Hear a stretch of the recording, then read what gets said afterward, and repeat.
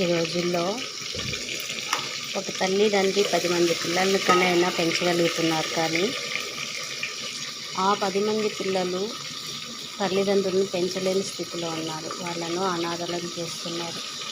నిజంగా ఇది తలుచుకుంటే చాలా బాధాకరమైన విషయం. అత్తవారింటికి వచ్చిన ఆడపిల్ల అత్త మామల్ని తన సొంత తల్లిదండ్రుల్లాగే చూసుకుంటే నిజంగా అత్త మామ ఆ ముసలి వాళ్ళు రోడ్డున పడే అవకాశం ఉండదు కదా.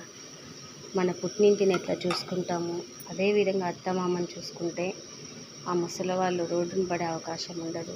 ఎందుకంటే రేపు పొద్దున మనం కూడా ఒక కాబోయే ముసలి వాళ్ళమే కదా.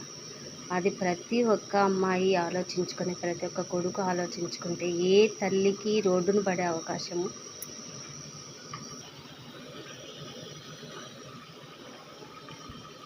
ప్రపంచంలో తల్లిదండ్రులు లేని వాళ్ళు ఎంతోమంది ఉన్నారు తెలుసా.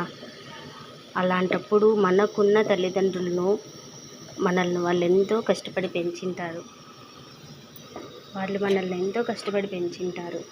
అలాంటప్పుడు మనము వాళ్ళని అనాథాశ్రమంలో రోడ్ల పైన వదిలేస్తే ఎంత బాధాకరంగా ఉంటుంది చెప్పండి. మన వయసు కూడా ఆ టైం అలాగే అయిపోతుంది. కాబట్టి ప్రతి ఒక్కరు తల్లిదండ్రులని అభిమానించండి, ఆదరించండి, వాళ్ళని చిన్నపిల్లల్లాగే ప్రేమించండి. ఆడబిడ్డ అయితే అత్తమామను ప్రేమగా చూసుకోండి, అల్లుడైతే తనకు వచ్చిన అత్తమామను ప్రేమగా చూసుకోండి. ఈ విధంగా చూసుకున్నట్లయితే ఏ ముసలి వాళ్ళు రోడ్డున పడి ఆశ్రమంలో ఉండడానికి, పెళ్ళైనాక కూడా ఒక ఆడబిడ్డ మన ఇంటికి కన్న వాళ్ళని వదులుకొని వస్తుంది. ఆ బిడ్డను మన సొంత కూతురులాగా ట్రీట్ చేస్తే, మన బిడ్డలాగే ట్రీట్ చేస్తే ఆ బిడ్డ మనల్ని కూడా అదే విధంగా ప్రేమిస్తున్నాను అనేది నా ఒపీనియను. కాబట్టి అర్థం చేసుకోండి. ఈ సమాజంలో చూసినట్లయితే ముసలి వాళ్ళు పడే బాధలు చూస్తే చాలా బాధ వేస్తుంది. మనం అనుకుంటాం ఆశ్రమంలో వాళ్ళు హ్యాపీగా ఉంటారని, హ్యాపీగా ఉండలేరండి.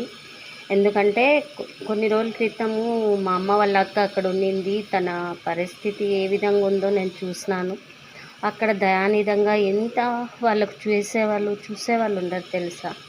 ఒక్కసారి మన పిల్లల భవిష్యత్తు బాగుండాలంటే తల్లిదండ్రులను ప్రేమించండి. వాళ్ళని చిన్న బిడ్డల్లాగా ట్రీట్ చేసి కష్టమైన వాళ్ళకు మీ ప్రేమను పంచి వాళ్ళని మీ దగ్గర ఉంచుకుంటారని ప్రార్థిస్తూ జై హింద్.